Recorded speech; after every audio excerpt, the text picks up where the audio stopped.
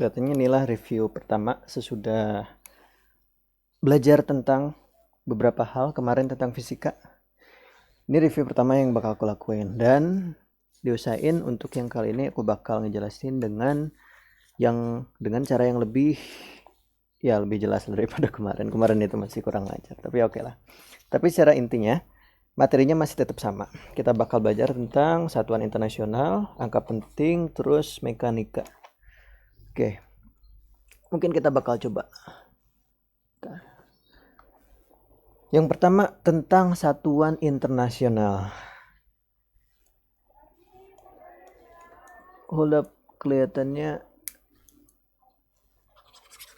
ada kendala sama. Udah enggak. Oke. Materi pertama itu tentang satuan internasional. Materi pertama tentang satuan internasional. Cukup sederhana ya. Satuan internasional itu jenis acuan yang dipakai semua orang di seluruh dunia buat melakukan pengukuran. Biasanya di materi awal ini kita bakal pakai beberapa satuan yang sama. Satuan internasional. Kita di sini punya panjang, buat mengukur panjang atau length. Terus kita bakal mengukur waktu juga, dan kita bakal mengukur massa yang paling sering itu. Length itu satuannya meter, dan untuk waktu itu satuannya second, dan mass itu satuannya kilogram. Simbolnya kalian udah tahu ya, meter itu M, second itu S, terus kilogram itu kg, kilogram. Oke. Ya, dan kurasa satu hal yang penting buat dipelajari juga, bukan dipelajari, dihafal juga untuk masalah besaran dan satuan ini. Mungkin kita perlu nyatet beberapa awalan yang penting. Awalan itu kayak mega, mikro, nano kayak gituan.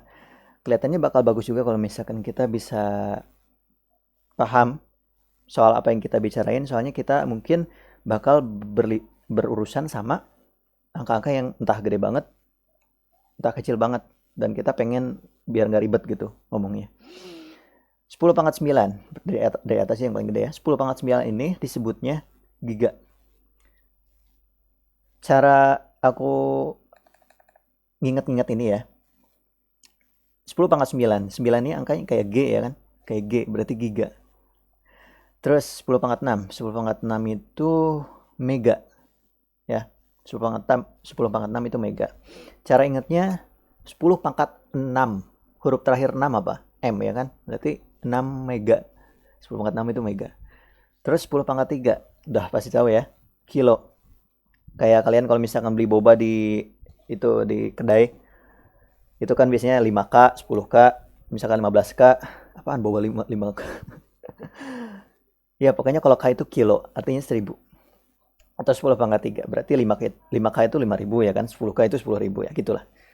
Terus sesudah itu ada senti, kita melangkah ke yang lebih kecil, senti itu 10⁻2 ya kan. Terus selanjutnya ada mili. Oke, terus selanjutnya ada 10⁻⁻, mikro.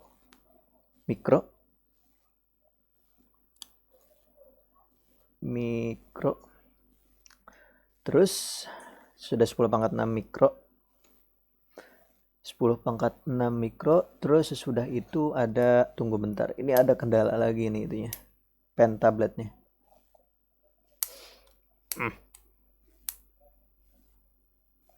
Nah udah enggak, mungkin aku perlu ganti ini. Oke lanjut, 10⁻⁻ itu mikro, sama kayaknya cara ngingetnya, 10⁻⁻6 mikro, mikro.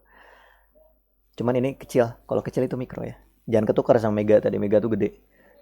Terus sesudahnya 10⁻⁹ nano ya, ini juga sama, 10⁻⁹ nano, huruf terakhirnya N, mungkin gitu bisa diingatnya. 10⁻⁻12 itu piko. Jangan lupa simbol-simbolnya, untuk giga itu G, mega itu M M besar ya, jangan ketukar sama mili ya, ini M-nya M kecil. Kilo itu berarti K, senti itu berarti C, mili itu M kecil ya, jangan ketukar sama mega. Mikro itu apa ini, aku lupa nama simbolnya. Nah, nanti deh. Pokoknya gini aja simbol mikro itu. Nano itu simbolnya N, terus pico itu simbolnya P. Nah, cuman sekadar biar mempermudah aja kalau misalkan kita berurusan sama angka yang entah gede, entah kecil. Ya udah. Terus selanjutnya yang kupelajari tadi itu tentang merubah satuan. Merubah satuan. Kan biasanya kalau di soal itu kita perlu ngubah ke satuan internasional, walaupun hasil yang kita dapat itu dalam satuan yang lain. Misalkan kita ngukur panjang dan misalkan ukur jarak dan kita dapat datanya tuh cm. Misalkan kita ukur jaraknya 5 cm deh ya. 5 cm. Terus kita pengen ngubah cm ini ke milimeter. Konsepnya itu kita ngaliin hasil yang kita punya dengan 1. Itu aja. Konsepnya itu aja. Berarti cara ngubahnya tuh 5 cm dikali 1. Nah, terus abis ini gimana dong? Nah, ini meter lagi, milimeter maksudku. Ya.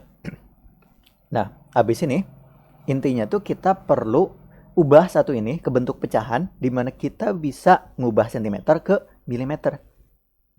Oke, 1 cm deh. 1 cm berapa milimeter? 10 ya kan? 10 mm.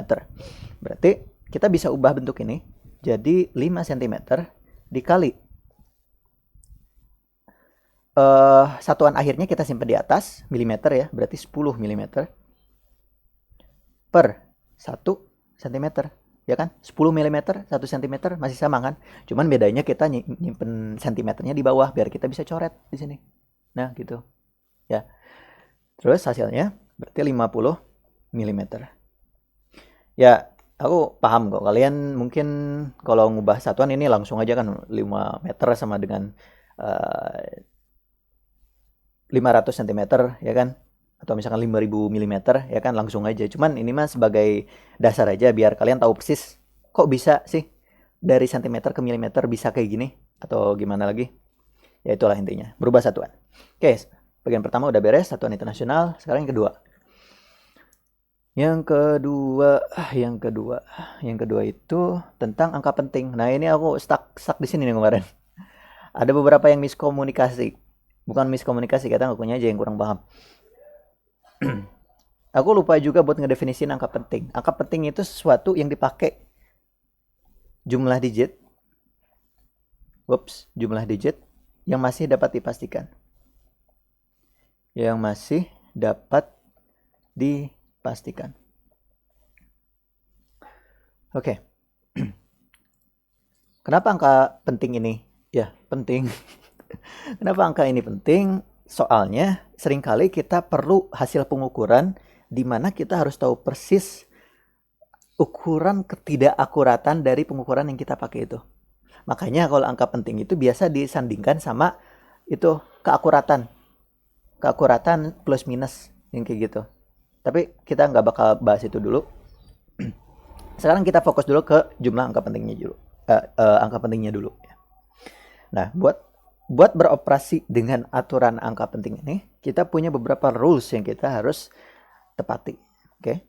Yang pertama itu semua digit bukan 0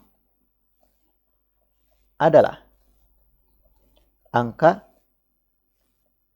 penting. Kita ambil 2 contoh di sini. Example.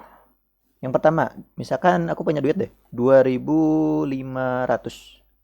Jangan pakai 0 ya. 2.563. Detail banget ya duitku ya. Oke. Ini gara-gara semuanya bukan 0, berarti ini semua angka penting. Berarti 4 angka penting. AP aja lah ya. Terus, misalkan kita punya 2.500. Nah, 2.500. Yang digit bukan nolnya ada berapa? Ada 2, ada 5 ya kan? Berarti di sini yang angka pentingnya itu ada 2. Gitu. Nah, terus 0 ini bukan angka penting dong. ya bisa jadi angka penting. Nah, itulah di mana rules kedua kita muncul.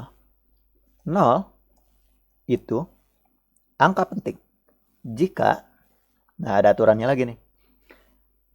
Pertama, aturannya angka 0 itu di antara digit bukan 0. Di antara, dijepit lah, di antara digit bukan 0. Nah, contohnya berarti gampang lah. 404. Ini ada berapa angka penting? Ada 4, tentu ini digit yang bukan 0 kan? Berarti ini angka penting. 4 ini angka penting, 4 yang kedua juga angka penting. Nah, 0 yang di tengah gimana? Nah, gara-gara 0 ini dijepit ya kan, antara 4 dan 4, berarti 0 juga termasuk angka penting kalau di sini. Berarti di sini ada 3 angka penting. Terus 2021 deh. 2021.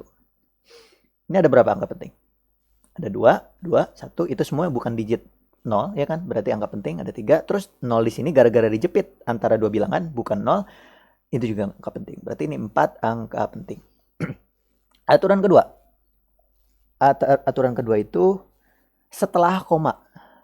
Setelah koma dan angka penting lain. Maksudnya gimana? Oke, kita ke contoh ya. Contoh pertama. Misalkan gini deh, 4,0. Ini ada berapa angka penting? 4, ini bukan, ini digit bukan 0 ya kan? Berarti ini otomatis angka penting. Terus 0 ini angka penting bukan? Ya angka penting, soalnya ini udah aturannya. Setelah koma dan angka penting lain. Ya, setelah koma di sini. Berarti 0 ini termasuk angka penting, dua-duanya adalah angka penting. Kok bisa sih? Kenapa kalau misalkan 0 sesudah koma itu bisa jadi angka penting? Soalnya ini tuh menunjukkan bahwa ukurannya itu persis 4,0. Kalau misalkan kita nulisnya 4 doang, ini tuh bisa 4,1 atau misalkan 3,9 tapi dibulatin ke atas. Jadi fungsinya 0 di sini tuh kita tahu kalau misalkan panjangnya itu persis 4,0 sejauh ini, ya kan? Gitu. Contoh lagi deh, 4,320. Ini ada berapa angka penting kira-kira? Langsung aja ya. Di sini ada digit bukan 0, berarti tiga-tiganya angka penting. Dan di sini ada 0 sesudah koma. Ya, ini berarti semua angka penting. 4-4-nya angka penting. Nah, kalau ini gimana? 0,002. Berapa angka penting? Coba ya. 0 di sini angka penting bukan? Oh, ini 2 udah jelas ya angka penting. Kalau misalkan 0 di sini angka penting bukan? Nah, kita lihat lagi aturannya. Setelah koma, oke, mungkin aja di sini 0-nya bisa ya jadi angka penting. Bisa. Nah, dan angka penting lain. Nah, ini nih yang bikin nggak bisa, nggak tekaci. Tekaci 0 ini disebut angka penting. 0 di sini nggak bisa disebut angka penting. Soalnya di sini nih yang sebelum komanya itu bukan angka penting. 0 ini bukan angka penting. Berarti ini bukan 1, bukan 2, bukan 3, pokoknya bukan digit yang bukan 0. Ya, ini 0. Kalau misalkan depannya koma itu 0,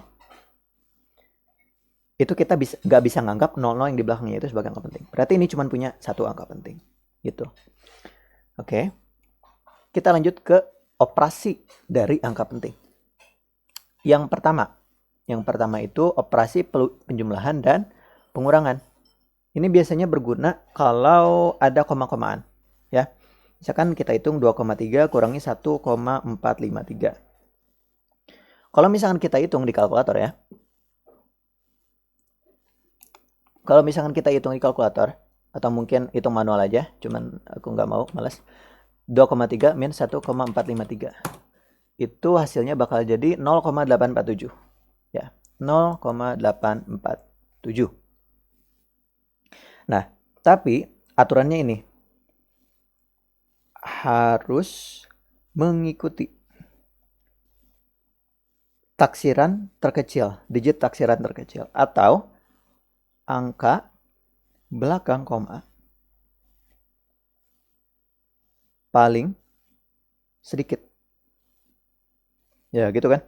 Nah, antara 2,3 sama 1,453, mana yang punya angka di belakang koma yang paling sedikit? Tentu 2,3 kan, dia cuma punya satu angka di belakang koma. Sedangkan ini punya 3 angka di belakang koma, berarti kita harus ngikut si 2,3. Gitu ya. Berarti mau nggak mau kita harus ubah hasil ini ke satu angka di belakang koma. 0,847, berarti cuma sampai sini doang ya. Nah, berarti yang ini harus kita bulatkan. Kalau gini gimana? Ke atas atau ke bawah bulatkannya? Gara-gara ini 4 ya. 4 itu dibulatkannya ke bawah. Berarti ini tetap 0,8. Ini hasilnya harusnya tuh. Penjumlahan juga sama. Misalkan kita punya, ya udah deh yang sama aja. 2,3 ditambah 1,453 kali ini. Hasilnya itu kalian bakal nemuin, coba bisa nggak ya? 3,753 ya. 3,753. Tapi kalau kalian hitung dengan aturan angka penting, kita cuma bisa ambil satu angka di belakang koma. Soalnya kita ngikutin si 2,3 nih. Ya. Berarti kita cuma bisa sampai sini. Nah, sesudah ini gimana ya? Kita harus bulatkan juga nih yang 53. Oke, cara membulatkan kelima nih. Oke, gara-gara 5 ya. Aku juga lupa. Ini aturan untuk 5 tuh kayak gimana. Bentar. Pembulatan koma 5. Angka 5 dibulatkan ke bawah jika angka sebelumnya genap dan dibulatkan ke atas jika angka sebelumnya ganjil. Oke. Oke kalau gitu. 5 ini, oh enggak, 7 ini angkanya ganjil atau genap? Ganjil ya, berarti kita bulatkan ke atas. Berarti hasilnya 3,8. Ini. Oke. Seems good. Oke. Jadi itu ya, kalau penjumlahan dan pengurangan kita harus mengikuti angka belakang koma paling sedikit. Kalau gini gimana? 13, biar jelas ya. 13 ditambah 4,5. Hasilnya kan 13, enggak, 17,5 ya kan? Nah, di sini ada ngikut yang mana nih kalau misalkan kayak gini? Kita lihat, 13 itu punya berapa angka di belakang koma? Ya, 0 ya kan? Nah, kalau misalkan 0, kalau misalkan 0 angka di belakang koma, berarti kita juga harus ngikut si 13. Ya, soalnya kan aturannya tadi mengikuti angka belakang koma paling sedikit. 13 itu punya 0 angka di belakang koma, terus 4,5 itu ada satu angka di belakang koma. Berarti kita harus ikuti yang 13 gitu. Berarti kita nggak boleh ada angka di belakang koma. Gimana? Ya bulatkan. Aturannya kalau ganjil itu bulatkan ke atas. Berarti 18. Ya.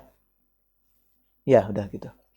Oke, penjumlahan dan pengurangan udah beres. Sekarang kita maju ke perkalian dan pembagian. Simpel aja aturannya, cuma ada satu. Harus ikut bilangan angka penting paling sedikit. Oke. Harus ikut angka penting paling sedikit. Oke lah, langsung kita lanjut ke pertanyaannya. Contoh yang pertama. 2,3 kali 1,453. Iya, aku masih pakai yang tadi, malas mikir aku. Kalau misalkan kita hitung di kalkulator ya, 2,3 kali 1,453 itu hasilnya 3,3419. Pen tabku kenapa lagi nih? Nah, ini ada. Sorry, lupa. 3,3419. 3,3419.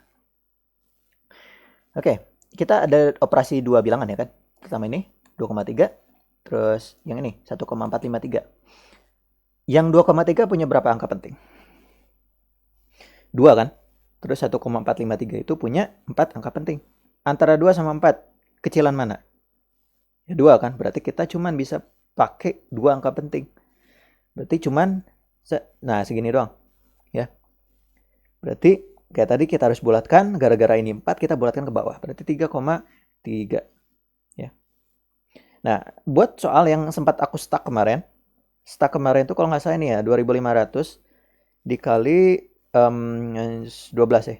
2.500 dikali 12. Ini berapa? Kalau kita hitung hasilnya nggak deh, bukan gini. 135 ya. Hasilnya berapa? 135 dikali 2.500. Oke. Hasilnya tuh 33.000, enggak, 337.500. 337.500. Ya. Kalau gini gimana? 2.500 punya dua angka penting kan? 0 ini bukan angka penting. 2.500 punya dua angka penting dan 135 itu tiga angka penting. Berarti nggak mau kita harus ngikut sih 2.500 yang cuma punya dua angka penting. Terus kalau gitu gimana? Apa kita bulatkan jadi misalkan 34 kah gara-gara perlu angka penting? Ya enggak. Yang ini kalau gini konyol banget kan, 2.500 dikali 135 hasilnya 34, ya nggak mungkin. Nah, berarti kita harus ngikut, nggak, bukan ngikut, tambahin 0 sesuai digit yang kita dapat tadi. 337.500, berarti kita cuma bisa buletin sampai sini ya kan? Berarti 34. Nah, sisanya nolin semua. Jadi hasilnya 340.000. Jadi secara prinsip sama kayak tadi, cuman gara-gara ukurannya gede ya, angkanya gede, hasilnya emang gede kayak gini, kita perlu tambahin 0 di akhirnya. Jangan sampai hasilnya jadi 34, abong kena kita pengen dua angka penting. Ya. Toh kita masih ikut aturan yang tadi kan, 340.000 itu masih punya dua angka penting, yang mana itu mematuhi aturan ngikut angka penting paling sedikit. Ya, yaitu 2.500 gitu. Oke, kelihatannya beres angka penting. Sesudah ini ada mekanika. Nah, mekanika. Aku nggak bakal masuk ke contoh soal yang ribet-ribet dulu. Aku usahain ya minimal tahu dulu lah konsep yang aku pelajari tadi apa. Mekanika. Mekanika itu sederhananya studi tentang gerak. Studi tentang gerak. Gerak lurus, gerak melingkar, gerak dipercepat, gerak diperlambat, gerak lurus beraturan, gerak melingkar beraturan, berubah beraturan, kayak gituan. Itu semua bagian dari mekanika. Nah, untuk mekanika ada dua sebenarnya dibagi. Yang pertama itu ada kinematika. Dan yang kedua itu ada dinamika. Nah, apa perbedaan dari keduanya? Kalau di kinematika itu kita nggak merhatiin penyebabnya. Kan kalau benda bergerak pasti ada dong penyebabnya ya kan? Nah, kalau kinematika ini, walaupun ada penyebab geraknya, tapi kita nggak perhatiin itu. Kita cuma perhatiin gerak bendanya doang kok. Kalau dinamika, itu merhatiin penyebabnya.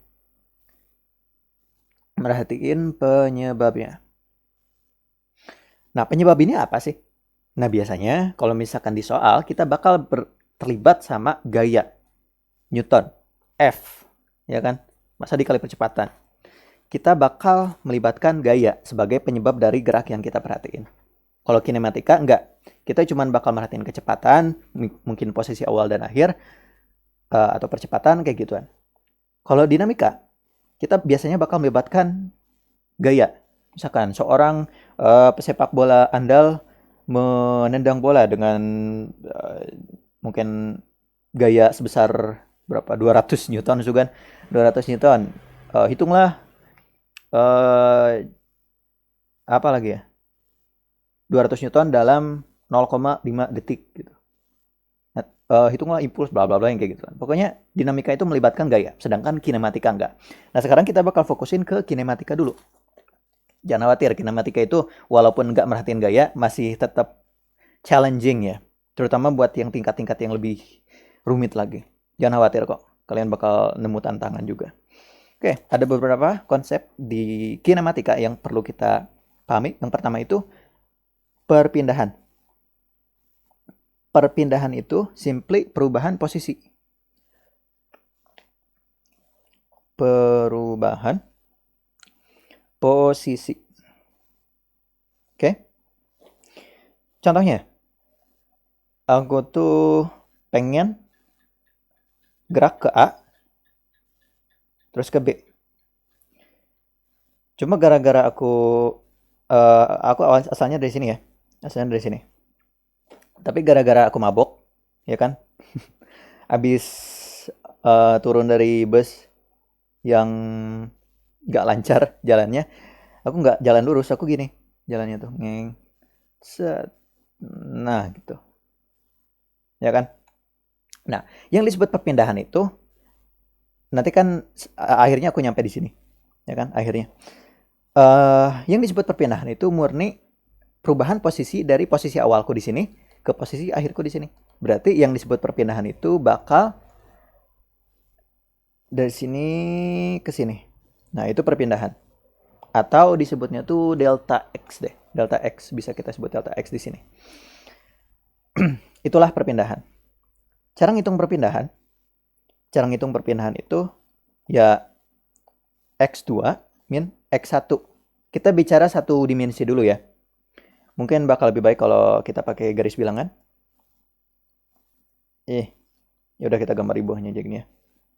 Misalkan di sini 0, di sini negatif 1, negatif 2, negatif 3, ini 1, 2, 3 ya. Oke, misalkan posisi awal kita ada di negatif 3 ya. Lagi-lagi ini tergantung acuan ya. Ini kita pakai acuan sumbu X. Dan titik asal di 0. Mungkin posisi kita di awal min 3 di sini ya. Terus posisi kita di akhir jadi 3. Buat ngukur perpindahan, berarti kita lihat posisi akhir kita ada di mana. Ada di 3 kan? Berarti posisinya 3 min posisi, iya deng benar. 3 kurangi posisi awal kita di mana? Min 3. Berarti 3 min 3.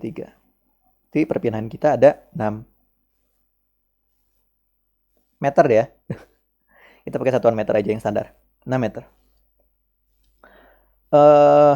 Ya itu perpindahan. Yang kedua, jarak. Jarak itu ya jarak tempuh. Seluruh jalan yang kita tempuh. Sebanyak apa sih kita jalan? Jarak tempuh. Nah, kita balik ke kasusku tadi. Aku jalannya nggak lurus ya kan ya kan? Aku tuh muter-muter dulu. Berarti yang ini, nah semua ini, jalan yang berkelok-kelok ini, semua kehitung sebagai jarak. Ya. Intinya, kalau perpindahan itu cuma merhatiin posisi awal dan akhir kita, dan kalau jarak itu kita cuma merhatiin jalan yang kita tempuh. Ya. Nggak peduli jarak posisi awal kita, posisi akhir kita kayak gimana. Nah, sesudah itu ada yang berhubungan sama itu, yaitu yang pertama kecepatan rata-rata. Kecepatan rata-rata. Definisi dari kecepatan rata-rata itu adalah V average itu perubahan posisi per perubahan waktu. Kita pakai kasusku tadi. Perubahan posisiku tadi 6 meter ya kan. Terus mungkin kita ceritanya jalan selama 12 detik deh. 12 detik gara-gara tadi sempoyongan. 12 second. Ya, 12 second. Berarti kita bisa ngukur kecepatan rata-rata kita. Ya. Kalau di sini berarti the average-nya itu perubahan posisi yaitu 6 meter dibagi waktu 12. Berarti setengah ya kan? Setengah satuannya meter per detik. Ya, itu kecepatan rata-rata. Sesudahnya kita punya laju rata-rata.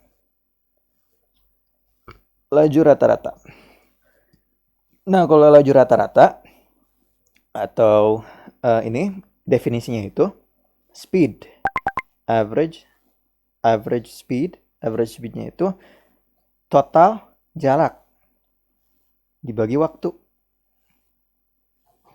Ya, total jarak dibagi waktu. Total jarak yang kita punya itu kita anggap yang jalan aku sempoyongan itu berapa ya? 48 meter deh. Kita greget aja. Misalkan jaraknya itu S ya, space 48 meter. Misalkan 48 meter dibagi waktu kita tempuh 12 berarti 4 meter per detik. Ya, bedanya itu. Kalau misalkan laju atau speed itu kita pakai total jarak ya. Jarak tempuh. Kalau misalkan kecepatan rata-rata kita pakai perpindahan. Oke, selanjutnya sesudah kecepatan laju rata-rata ada kecepatan sesaat. Kecepatan sesaat. sesaat. Yang disebut dengan kecepatan sesaat itu kecepatan di suatu titik tertentu. Ya, misalkan aku lagi jalan, gini aja deh. Speedometer yang di motor atau mobil kalian. Nah, yang ditunjukin di situ kecepatan saat. Di saat itu juga kecepatan kamu berapa? Nah, buat ngitung ini biasanya kita pakai fungsi. Di mana kecepatan sesaat itu sama dengan limit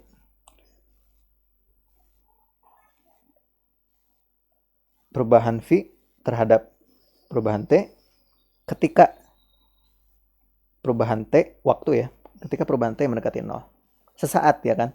Jarak waktunya itu gara-gara sesaat itu sedikit banget, sekecil-kecilnya kecil.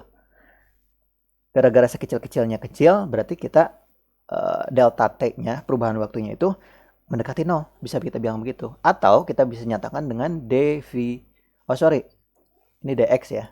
Ingat tadi kan kecepatan rata-rata itu delta x per delta t.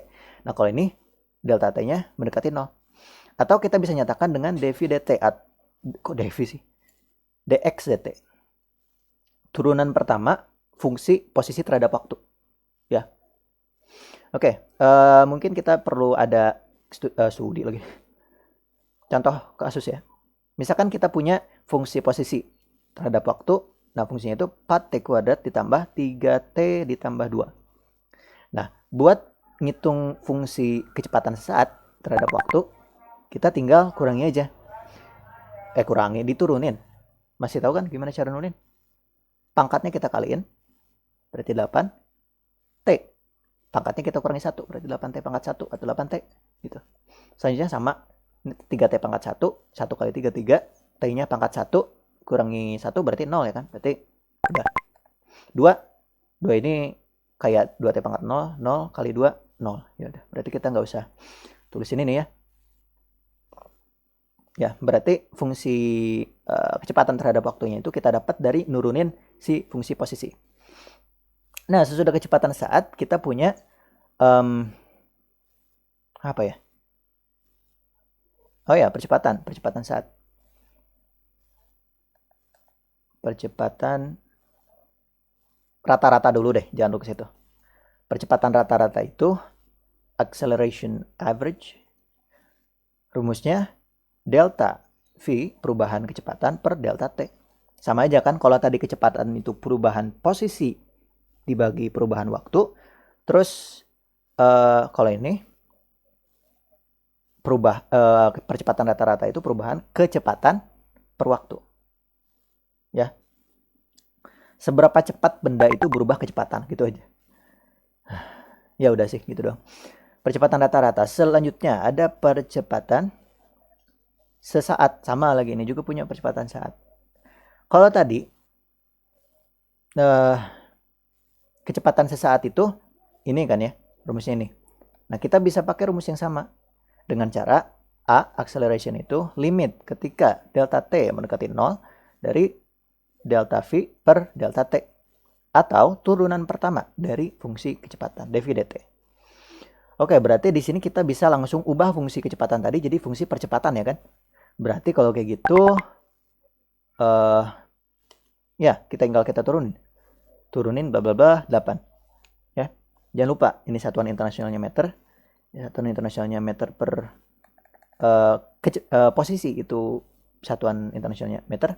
Terus ini satuan kecepatannya, kecepatan satuan internasionalnya meter per detik. Terus percepatan itu satuan internasionalnya meter per detik kuadrat. Ya, gitu.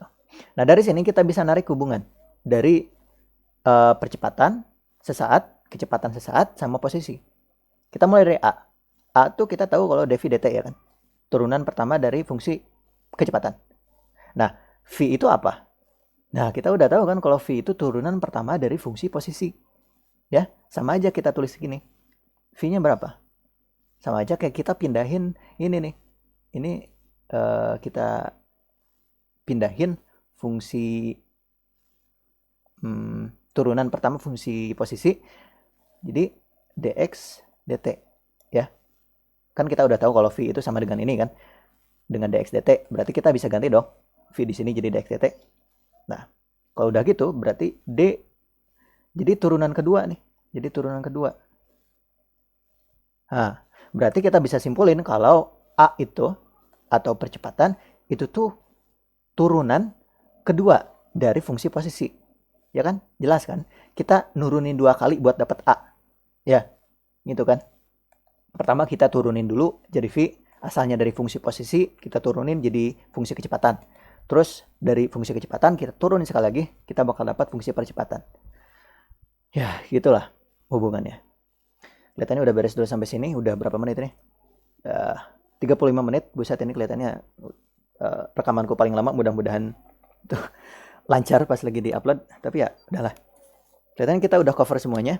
Mungkin di video selanjutnya kita review, kita bakal coba buat ngerjain beberapa buku. Kita bakal pakai itu, Fundamentals of Physics dari Halliday. Edisi ke-10. Kita bakal coba buat ngulik beberapa soalnya yang kutemuin menarik ya. Mudah-mudahan aja lancar. Oke. Sekarang buat sekarang itu udah dulu. See you guys next time. Dan makasih buat yang udah nonton.